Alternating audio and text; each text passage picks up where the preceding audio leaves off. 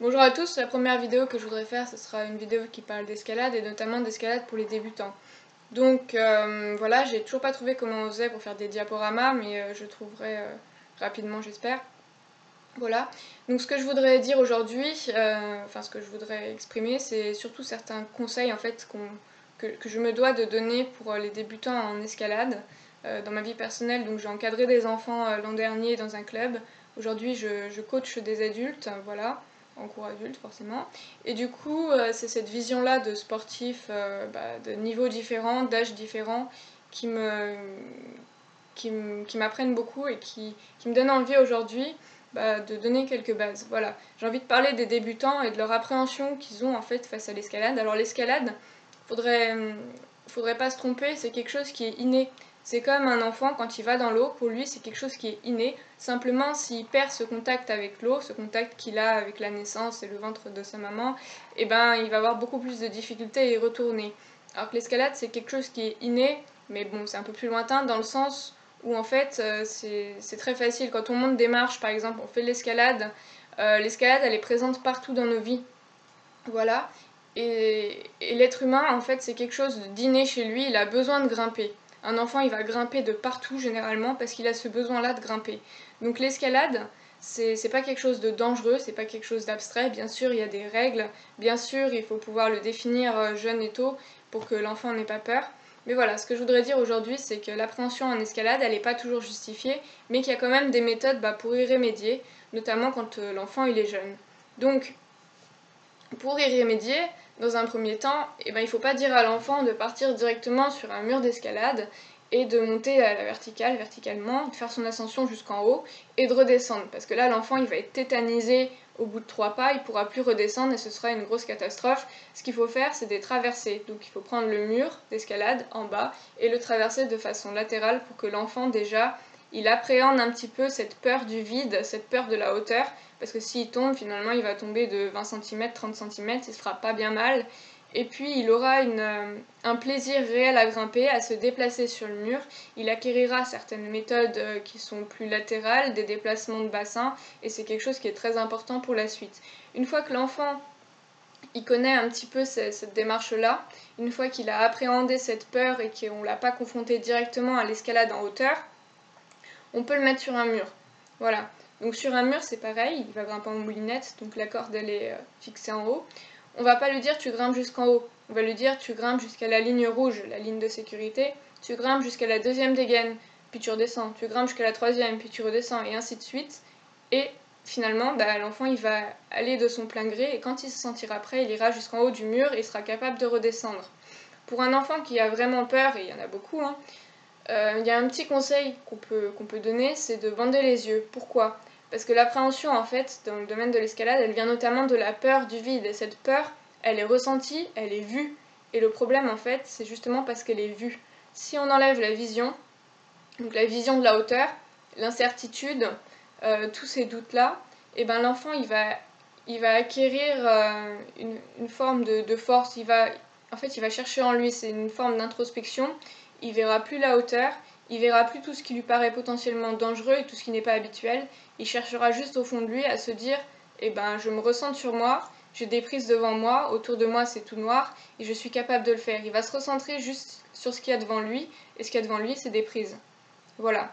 Donc ça c'est un bon moyen en fait d'enrayer une peur qui n'est pas forcément là mais qui pourrait être là en progressant ou peut-être même juste une appréhension. C'est une façon pour l'enfant de se recentrer sur lui et de faire abstraction de tout tout ce qui est en fait dangereux à côté de tout ce qui peut être potentiellement dangereux dans son environnement. Voilà. Donc avec ces différentes méthodes, généralement le débutant, déjà, il arrive à enrayer cette peur. Une fois qu'il a enrayé cette peur, il faut passer au côté qui est plus technique.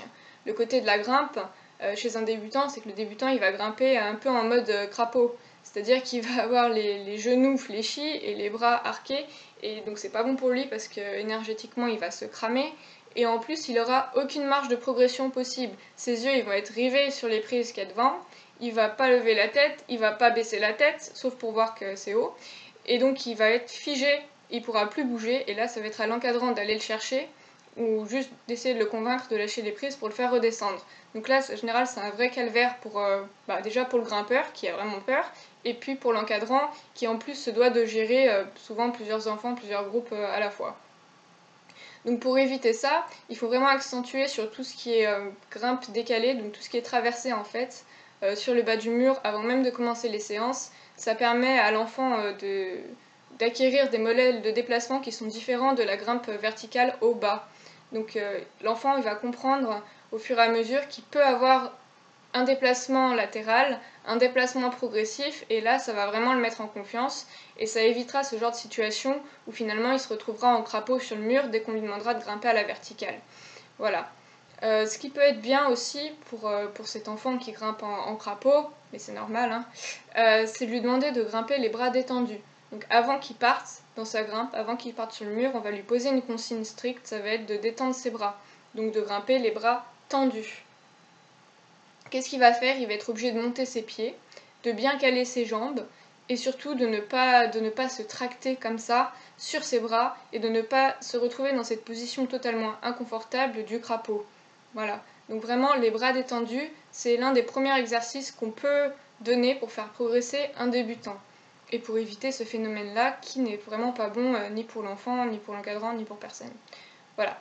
Deuxième exercice, en parallèle des traversées, quand l'enfant il aura acquis une pose de pied qui est un peu meilleure et que ses jambes seront moins fléchies, donc plus tendues, un petit peu plus droites, voilà, et que le bassin sera remonté. Une fois que le bassin est remonté, on peut passer aux exercices de pose de pied. Donc pour ça, il y a un exercice qui est très facile, c'est de mettre un chausson, enfin une dégaine accrochée sur chaque chausson. Donc le chausson en fait, il a une petite boucle derrière, et l'idée c'est de mettre une dégaine sur chaque chausson et de demander à l'enfant de grimper le plus haut possible sans faire de bruit. Donc en fait, il doit poser son pied doucement pour que le ballon du mouvement en fait, lorsqu'il bouge son pied ça fait un mouvement, et pour que la dégaine ne tape pas le mur. Si la dégaine tape le mur, c'est que l'enfant a posé son pied trop brutalement, qu'il l'a pas posé de la bonne façon. Donc soit le pied il est comme ça, soit le pied il est vraiment trop vers le bas, il risque de glisser, de zipper et de se faire mal. Donc voilà, ça c'est un exercice qui est important et qui va demander à l'enfant une forme de réflexion et donc des capacités mentales, et aussi de prendre son temps. L'enfant il va trouver une forme d'équilibre, et aussi cette réflexion là d'équilibre, de prendre son temps, d'être calme, tout ça, ça va être beaucoup plus porteur pour la suite, puisque ça va lui permettre de prendre confiance en lui.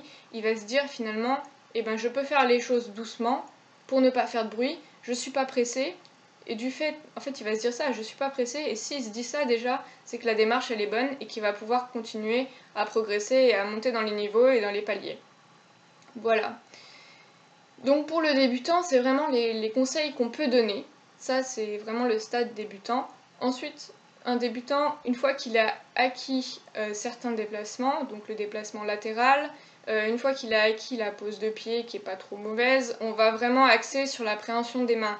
C'est pas quelque chose dont on va se préoccuper au tout départ, parce que finalement l'appréhension des mains c'est assez instinctif. Une grosse prise, on met sa main dessus et on se tracte. Voilà. Sauf que les prises, elles sont faites pour être tenues différemment. Donc l'appréhension des mains, elle devient importante une fois que la pose de pied est bien gérée, puisqu'on va dire à l'enfant, t'as une prise ronde, mais comment est-ce que tu la tiens? Ta prise ronde, tu la prends comme ça, tu la prends comme ça, tu la prends comme ça, tu la prends par le dessous.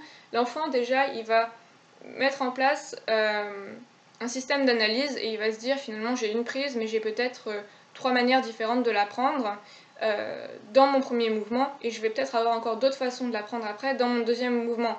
Donc je m'explique, par exemple, une prise ronde, il peut se tracter dessus, aller chercher une autre prise, et ensuite il peut la prendre par exemple en inverse, il peut poser son pied sur cette prise. Donc l'idée c'est l'optimisation de la prise, c'est d'optimiser une prise pour que le déplacement il soit plus facile, et pour que l'enfant surtout il comprenne que la prise en soi qu'il va utiliser, elle n'est pas limitée à une seule utilisation, c'est une prise qui est permanente, qui est tout le temps là, et qui peut l'aider dans son déplacement à plusieurs points donnés, plusieurs moments, et voilà, sur le cheminement général. Donc il peut mettre sa main dessus, il peut mettre sa main dessous, il peut mettre sa main sur les côtés, et il peut poser son pied dessus par la suite. Donc ça c'est vraiment une démarche que l'enfant doit faire et qu'il doit comprendre pour pouvoir progresser.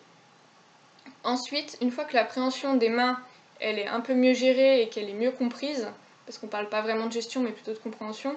Une fois que l'enfant a compris que les prises elles étaient multiples et que les utilisations elles étaient multiples aussi, c'est important d'ajouter quelque chose, c'est que si on enlève toutes les prises, de main, de pied, qu'on enlève tout, on fait un mur tout nu, c'est ce qu'on leur dit aux enfants, un mur tout nu, il reste une prise. Une prise qui est permanente, qui est continue, qui peut tout le temps servir et à tous les niveaux. Et cette prise-là, c'est le mur.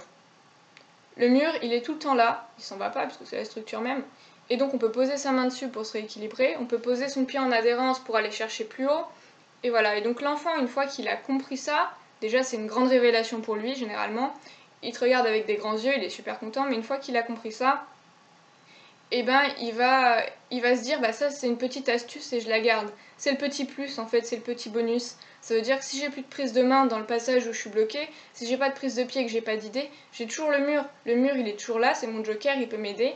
Et donc on va voir que l'enfant au fur et à mesure, s'il est bloqué dans certains passages, il va essayer d'utiliser le mur.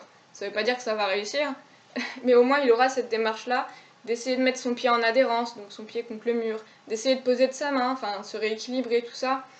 Et donc cette démarche-là, elle va lui permettre en fait d'anticiper ses déplacements, de se sortir de mauvais pas parfois, quand il est bloqué, ça peut vraiment le décoincer.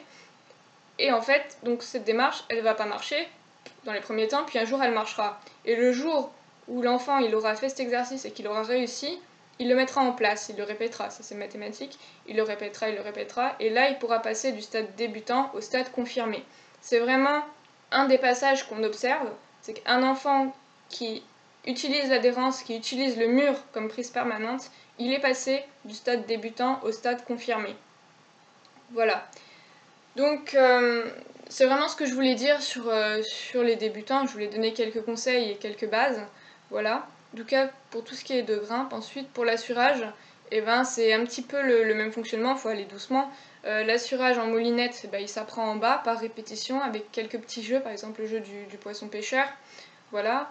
Il s'apprend par répétition et quand on le met en place, il faut toujours qu'il y ait un contre-assurage. Voilà. C'est-à-dire que normalement, l'assurage c'est 2 personnes. Là, quand l'enfant débute, on en met 3.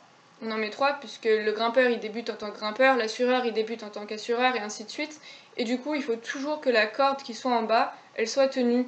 Donc si l'assureur à un moment il est paniqué, parce que ça reste des enfants souvent, il est paniqué, il a peur, il lâche tout, il faut qu'il y ait à tout prix un contre-assurage qui soit là, c'est-à-dire un autre enfant ou un adulte qui tienne la corde pour éviter les accidents. Si le grimpeur chute pendant ce temps-là, l'enfant a tout lâché, le grimpeur il est par terre et généralement c'est pas bon signe. Voilà. Donc il faut toujours prendre du temps pour l'assurage, pour répéter les mouvements. La sécurité c'est vraiment quelque chose qui est très importante en escalade. Pour apprendre à faire les nœuds de 8, c'est pareil, on a des petits jeux, on a des petits repères. Voilà, donc ça s'apprend assez facilement. On fait une boucle, on tourne autour et on passe la corde dedans. Donc généralement c'est la tête de la maîtresse, on l'étrangle et puis on lui crève un œil. Bon, il y a d'autres méthodes qui sont un peu moins sanglantes, hein, mais voilà, les enfants, ils retiennent assez facilement avec la répétition. C'est pas quelque chose qui est dur, simplement il faut répéter, il faut répéter, il faut répéter. Et une fois que tout ça c'est acquis, et ben l'enfant déjà il se sent plus en confiance parce qu'il a constaté par lui-même que la sécurité fonctionnait, que l'assurage il savait le faire, que le nœud il savait le faire, donc déjà il commence à avoir confiance en le matériel. Et une fois que le matériel il lui fait confiance, il n'a plus qu'à se faire confiance à lui. Et ça vraiment c'est quelque chose qui est très important en escalade, c'est qu'il faut éliminer encore cette peur, et au fur et à mesure, hein, on élimine la peur du grimpeur au tout début, cette appréhension on l'élimine. On élimine la peur vis-à-vis du matériel en montrant à l'enfant que tout ce qu'il va mettre en place finalement ça fonctionne s'il le fait bien. Et il y a encore une partie d'appréhension qu'il faut éliminer, c'est tout ce qui est difficulté. C'est-à-dire que l'enfant il a confiance en lui, mais dès qu'il est bloqué, il va avoir peur, puisqu'il va se retrouver face à une situation qu'il n'est pas forcément capable de surmonter. Et là, c'est cette dernière partie qu'il faut éliminer de la peur quand le débutant il arrive à un niveau plutôt correct et qu'il est en phase de devenir confirmé. Voilà. Donc je pense que j'ai fait le tour de ce que je voulais dire, en tout cas pour l'escalade débutante aujourd'hui. Voilà. J'ai peut-être pas spécifié le niveau qui est le niveau des ouvreurs en fait, ce qui permet de se situer, le niveau réglementé. Donc le niveau d'un débutant chez un enfant c'est du 4A, 4B, 4C, 5A, on considère encore qu'ils sont débutants. Chez un adulte, c'est pareil, hein. Il n'y a pas vraiment de cotation Enfin, c'est pas très différent, hein. Un adulte qui débute, il aura exactement les mêmes problèmes, il aura exactement les mêmes difficultés. Voilà.